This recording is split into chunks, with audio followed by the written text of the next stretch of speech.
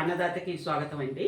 ఈరోజు నేను ఈ మన సొరకాయ తొక్క ఉంటుంది కదా, సొరకాయ తొక్క తెలుసు కదా, ఆనపకాయ పొట్టు, ఆ పొట్టుతో నేను చట్నీ చేస్తున్నాను.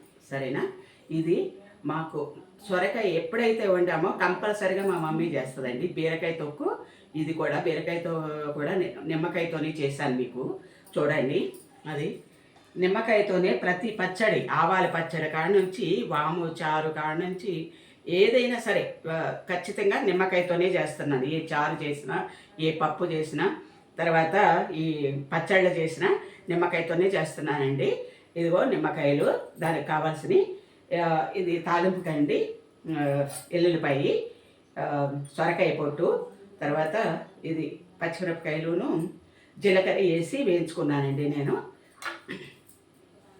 ఇప్పుడు మీకు చూపిస్తానండి. పోపుకి కావాల్సినవి తెలుసు కదా, ఆవాలు, పచ్చెనగపప్పు, మినపప్పు, జీలకర్ర, తర్వాత ఇది మెంతులు, ఇవి వేస్తా కంపల్సరిగా. స్టవ్ వెలిగిస్తున్నానండి.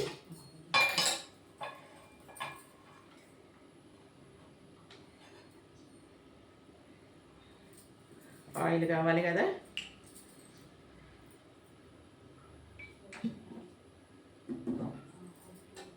బీరకాయ పొట్టు వేయించటానికండి. ఇది వేయించుకోవాలి మనం. ఇది వేయించుకుంటే దాంట్లో జీలకర్ర వేసాను కాబట్టి పర్వాలేదు. ధనియాలు ఇవి కూడా వేసుకోవచ్చండి. ధనియాలు అంటే నేను కొన్ని వేస్తాను, కొన్ని వేయను. చూసుకొని వేసుకోండి, మీకు కావలిస్తే ధనియాలు కూడా వేసుకోవచ్చు.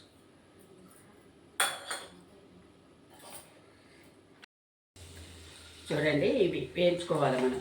అంటే సన్నగా కోసుకోవచ్చు మీకు కావాలంటే. నేను అట్లా పెద్దగా చేశాను. కొంచెం చట్నీ ఎక్కువ కావాలనుకుంటున్నాను నేను, అందుకని ఒక 3 days కోసం అయినా అయిపోతుందండి. మా ఇంట్లో మేము బాగా ఈ పచ్చళ్ళు ఇలాంటివన్నీ తింటాం.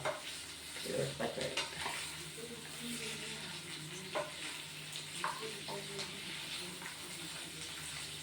ఇది బాగా ఆయిల్లో వేయించుకోవాలండి. మనం కొంచెం ఆయిల్ ఎక్కువే పడుతుంది చట్నీలకి. నేను వేసుకుంటా. మీకు కావాల్సినంత కారం, ఉప్పు, పసుపు ఇలాంటివన్నీ మీరు వేసుకోండి మీకు కావాల్సినట్టుగా. పులుపు కూడా, ఎందుకంటే నేను ఈ 2 నిమ్మకాయలతో ఈ పచ్చడి చేసేసుకుంటా.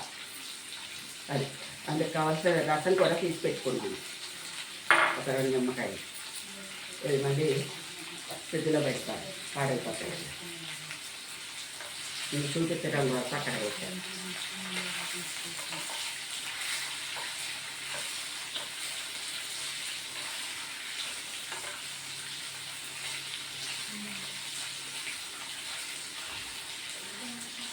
ఎంత బాగుంటుంది కదండి చట్నీలు.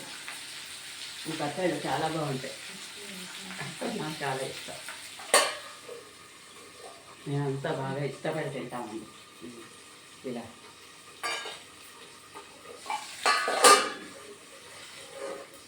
మా నాన్నమ్మ, మా అమ్మమ్మ ఎక్కువగా చేసుకునేవాళ్ళు ఇలాంటివి. ఎందుకంటే పెరట్లోనే మాకు బీరకాయలు కానీ, దొండకాయ కానీ, బెండకాయ కానీ ఏదైనా సరే చట్నీ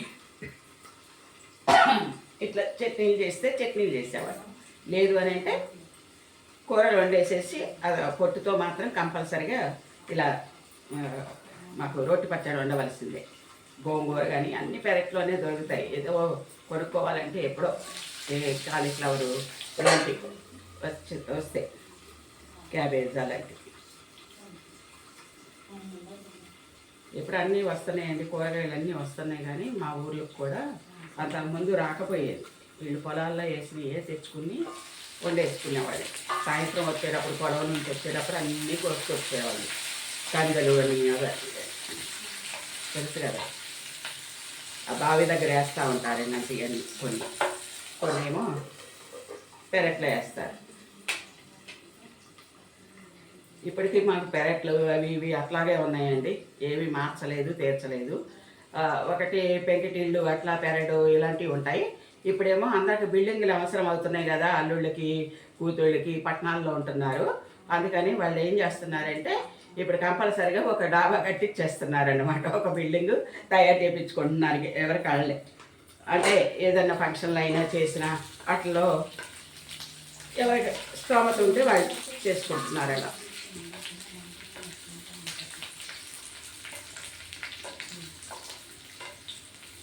బాగా వేగాలండి. వేగిన తర్వాత చూపిస్తా. చూడండి, ఇలా మగ్గించుకోవాలి. ఆయిల్ వేసుకుని ఇవన్నీ ఇలా వేయించుకోవాలన్నమాట. ఇప్పుడు నేను మిక్సీ పట్టుకొచ్చాక చూపిస్తాను మీకు పచ్చడి, సరేనా? దీంట్లో కొంచెం జీలకర్ర వేసుకుని పచ్చిమిరపకాయలు వేయించుకున్నా కదా నేను, అవి ఇవి మొత్తం మిక్సీ పట్టేసి మీకు చూపిస్తాను. ఎల్లుల్లిపాయ కూడా కొంచెం వేసుకోవాలి మనం, ఎల్లుల్లిపాయ గబ్బాలు. ఇదంతా నేను పోపులోకి తయారు చేసుకున్నాను. ఓకేనా? సరే, చట్నీ చేసుకొస్తానండి. స్టవ్ బంద్ చేస్తున్నా. సరే అమ్మా.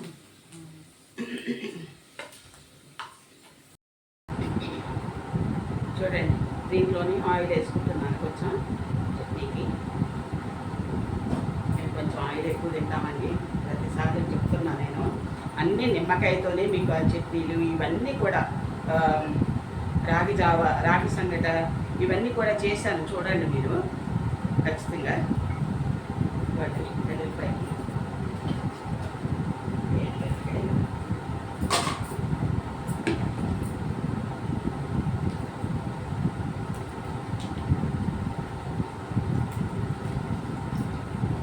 చాలా ఘాటుగా ఉన్నాయండి మిరపకాయలు.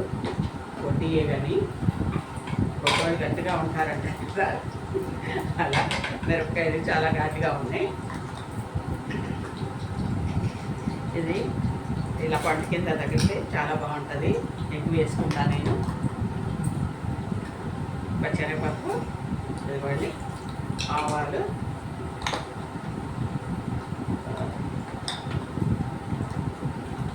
మెంతులు,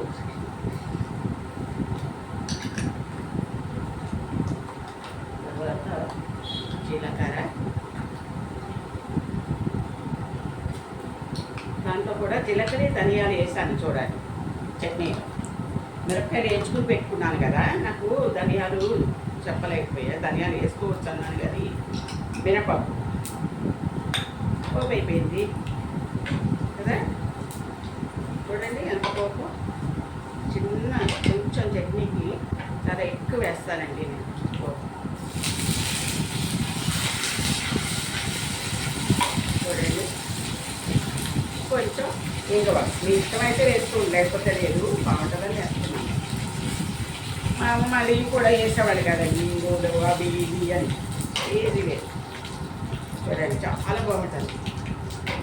సరే కదా, స్టవ్ బంద్ చేసేసా. చట్నీ దీంట్లో వేసుకో.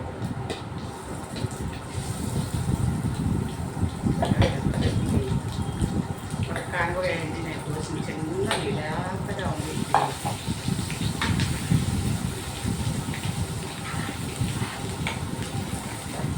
రుచిగా ఉంటుందండి.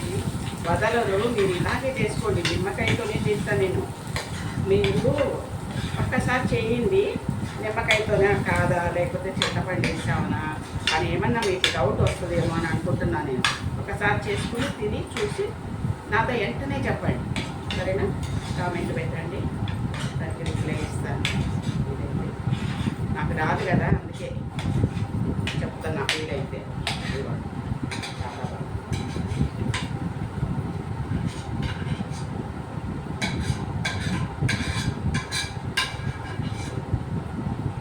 తర్వాత తీసుకుందామండి. మీకు టేస్ట్ చేసి చూడండి. ఈ రకంగా నాకు చట్నీ అయ్యింది. చూడండి, వేసుకుని తిని చూపిస్తాను.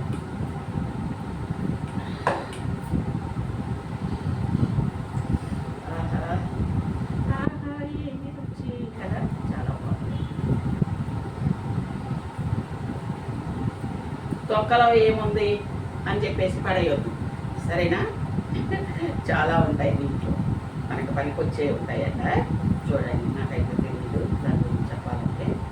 కానీ మా అమ్మమ్మ, మా నాన్నమ్మ, మా అమ్మగారు చాలా బాగా చేసేవాళ్ళు చట్నీ. చాలా బాగుంటుంది. మిరపకాయ కూడా తింటున్నానండి, దీంతో పాటు బాగుంటుంది.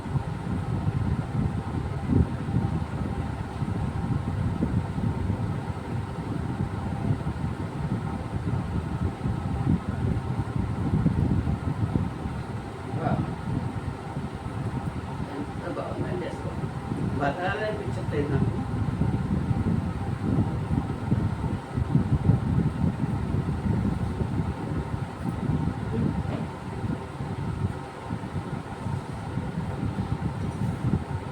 చింతపండు వేస్తే అదొక రుచి, నిమ్మకాయ వేస్తే చాలా బాగుందండి. అదొక టేస్ట్, ఇదొక టేస్ట్.